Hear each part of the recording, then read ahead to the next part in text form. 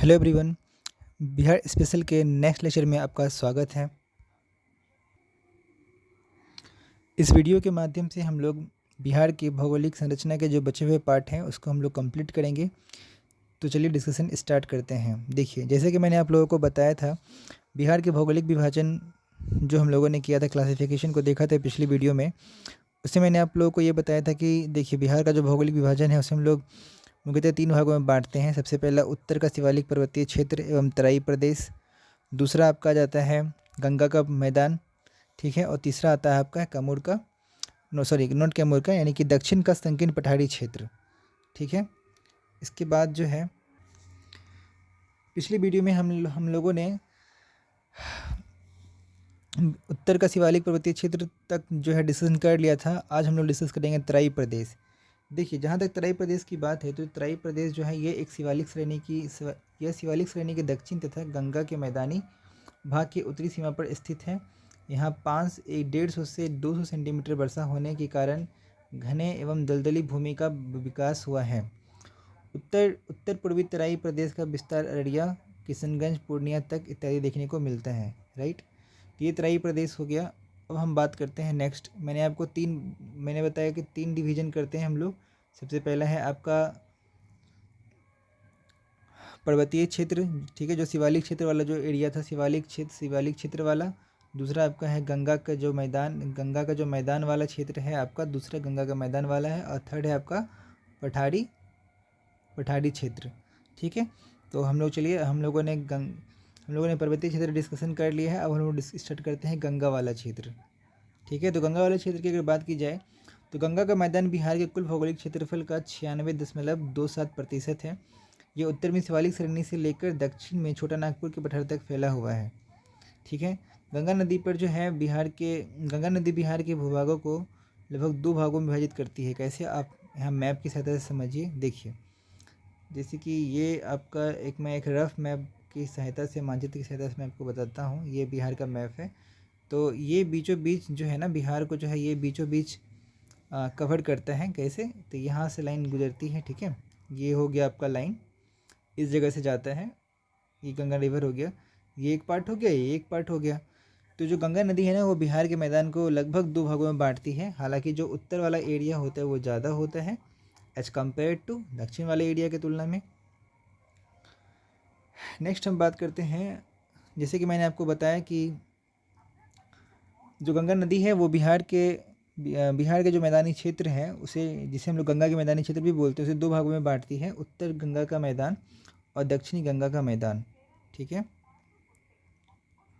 सबसे पहले हम लोग उत्तर गंगा के मैदान के बारे में पढ़ाई करते हैं। देखिए, इसका विस्तार गंगा के दक्षिण, उत्तर पश्चिमी, पूर्वी चंपारण, पश्चिमी चंपारण, सिवान, गोपालगंज, सारण, सीतामढ़ी, शिवहर, मधुबनी, दरभंगा, सहरसा, पूर्णिया, मुजफ्फरपुर और भागलपुर आदि जिलों में देखने को मिलता है। जैसा कि आपको पता है कि गंगा की बहुत सारी सहायक नदियां हैं, तो जिसका निर्माण गंगा की सहायक नदियों गंडक, बूढ़ी गंडक, घाघरा, कोसी, बागमती, महानदी द्वारा जमा किए गए जो अवसाद होते हैं, जिसे हम लोग सेडिमेंट बोलते हैं, ठीक है। जिसे हम लोग क्या बोलते हैं, सेडिमेंट बोलते हैं। सेडिमेंट का मतलब होता है जो अवसाद जम जाते हैं, वो सेडिमेंट के थ्रू जो है इसका निर्माण किया गया है। और देखिए, यहाँ पे जो है ना बहुत से अलग अलग आपको अलग अलग जो है कैरेक्टरिस्टिक वाले, यानी कि अलग अलग क्वालिटीज़ वाले अलग अलग क्षेत्र में आपको मिलेंगे। जैसे एक होता है भावर क्षेत्र।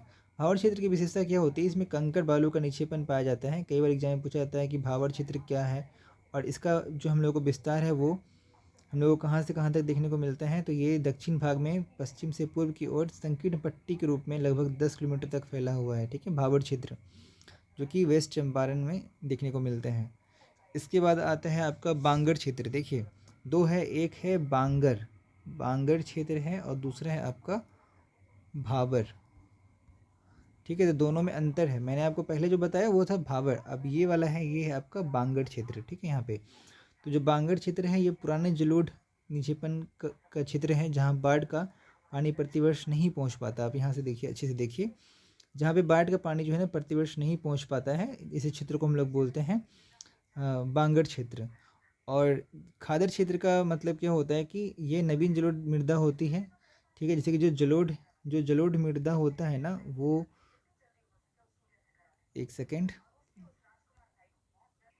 हाँ देखिए, एक होता है आपका जलोढ़, ठीक है, जो जलोढ़ वाला एरिया है, जलोढ़, जलोढ़ दो तरह के मृदा होते हैं, एक होता है आपका खादड़, दूसरा होता है आपका बांगर, ठीक है। एक सेकेंड, हाँ, तो मैंने आपको बताया कि ये दो तरह के होते हैं, ठीक है।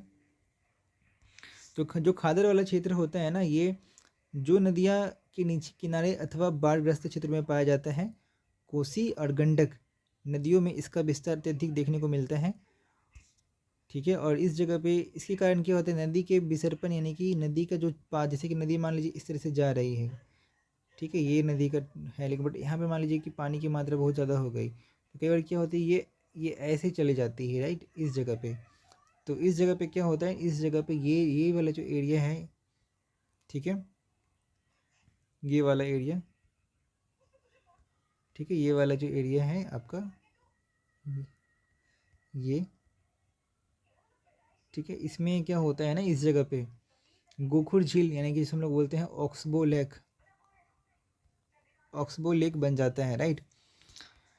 देखिए, ये हम लोगों को ना याद रखना बहुत ज़रूरी है, क्योंकि आपको अगर आप 67th बीपीएससी का क्वेश्चन पेपर अगर देखते हैं, ठीक है, तो इसमें आपको देखने को पता चल पाएगा, जो 67 बीपीएससी है, इसमें एक क्वेश्चन पूछा गया था कि एशिया की, ठीक है, एशिया का सबसे बड़ी गोखुर झील कौन सा है, तो इसका आंसर है आपका कांवर झील, ठीक है, कांवर झील है, ये आपको पता होना चाहिए, ठीक है। तो ये महत्वपूर्ण फैक्ट हो जाता है जो आपको याद रखना है। चलते हैं आगे। नेक्स्ट जो करेक्टरिस्टिक है, मैंने आपको कुछ करेक्टरिस्टिक बता रहा था मैंने, दूसरा है चौड़ या मन। उत्तर बिहार के मैदानी भाग में जलमग्न निम्न भूमि को चौड़ या मन कहा जाता है। जैसे कि आप ऐसे देखिए, जैसे कि ये एक एरिया है, ये सरफेस है, ठीक है, और यहाँ पे है, तो यहाँ पे क्या होगा कि बहुत सारा वाटर जो है, यहाँ के पानी क्या होगा, इस जगह पे पानी का जमाव हो जाता है, ठीक है। तो इसको हम लोग क्या बोलते हैं, चौड़ या फिर मौन बोलते हैं, जहाँ पे पानी जम जाता है, ठीक है। अब हम बात करते हैं गंगा का दक्षिण भाग का मैदान, ठीक है। गंगा का जो दक्षिण भाग का मैदान है, उसका जो विस्तार है वो 33,670 वर्ग किलोमीटर में है। गंगा नदी जो है, गंगा नदी के दक्षिण में छोटा नागपुर के पठार से उत्तरी भाग तक जो है इसका विस्तृत विस्तार हम लोगों को देखने को मिलते हैं, राइट। इसके अलावा जो है दक्षिण बिहार के क्षेत्र में पठारी भाग एवं पहाड़ियों से होकर प्रवाहित होने वाली नदियों द्वारा अवसादों से निक्षेपण से इसका जो है विस्तार, गंगा का मैदान का विस्तार जो है वो हुआ है। इसके अलावा अगर और अन्य महत्वपूर्ण तथ्य को देखा जाए तो इस जगह पे ना हम लोगों को बहुत सारे ना टाल रीजन भी देखने को मिलते हैं। कौन से, गंगा का, जैसे कि ये आपका बिहार है, तो दक्षिण वाला भाग में हम लोग को टाल क्षेत्र जो है देखने को मिलते हैं। तो टाल क्षेत्र क्या होता है, अगर इसकी बात अगर की जाए तो टाल क्षेत्र का मतलब होता है कि गंगा के दक्षिण तटबंध से लगभग गहराई वाले क्षेत्र, ठीक है, नदियों के निक्षेपण में प्राकृतिक तटबंध का निर्माण किया जाता है, यानी कि जो गहराई वाले क्षेत्र होते हैं उसे हम लोग टाल क्षेत्र बोलते हैं। तो इस प्रकार से हम लोगों ने दूसरा जो भौगोलिक संरचना था, यानी कि गंगा का मैदान, उसको हम लोगों ने कवर कर लिया। आज हम लोग लास्ट देखते हैं, जिसका नाम है दक्षिण का संकीर्ण पठार, ठीक है। आप यहाँ पे समझिए, ये जो बिहार का मैप है, एक सेकेंड, हाँ यहाँ देखिए,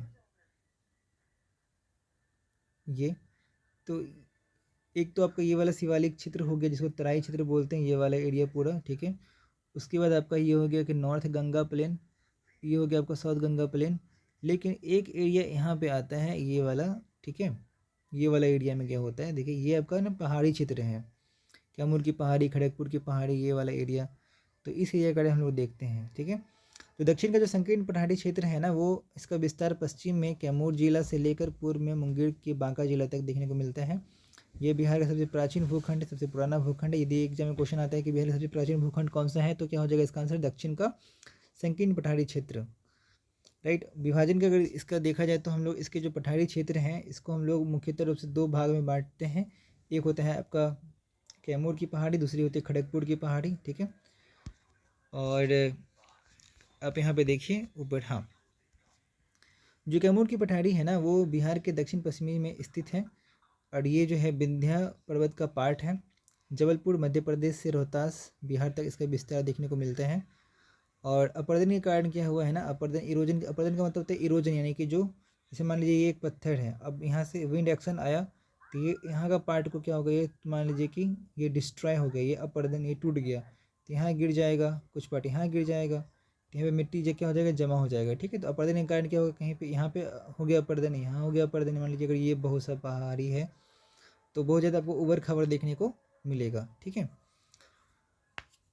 और ये जो सोन नदी द्वारा जो है छोटानागपुर का पठार जो है वो अलग होता है। ठीक है, दोनों पठार के बीच जो कौन सा नदी आती है, तो सोन नदी जो है वो अलग करती है दोनों पठारों को।